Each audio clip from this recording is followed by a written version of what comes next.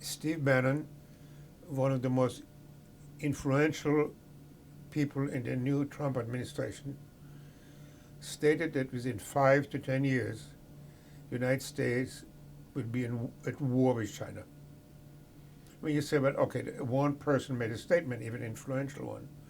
But I also discovered, as I was working on my book, the Pentagon had developed very detailed plans of how to attack China.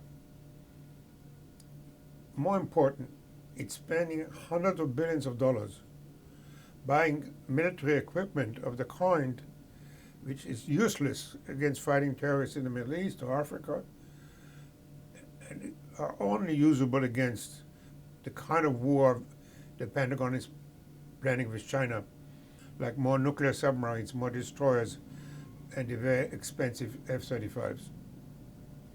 The thing which I found most surprising when I was working on my book and looking at the various Pentagon papers is none of them, not one of them, discusses what happens the day after we win. What are we going to fight for?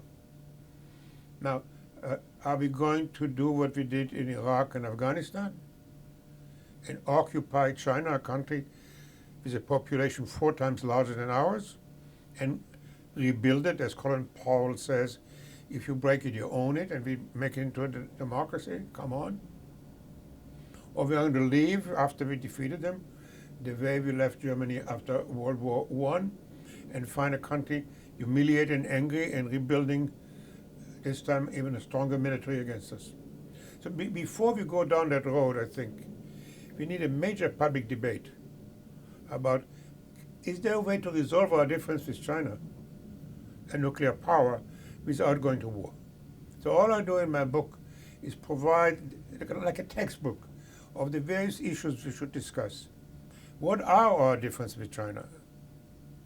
How important they are? Are there ways to settle differences?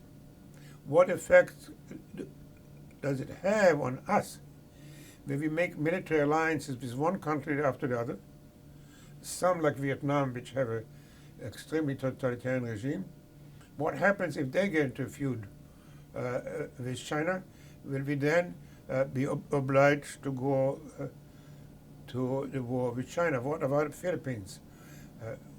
Are we really giving other countries a finger on our trigger? Now, I'm not saying that we could not conclude that there is no other way to proceed. But I think first we should have an informed public debate about that, because war is horrible for all sides.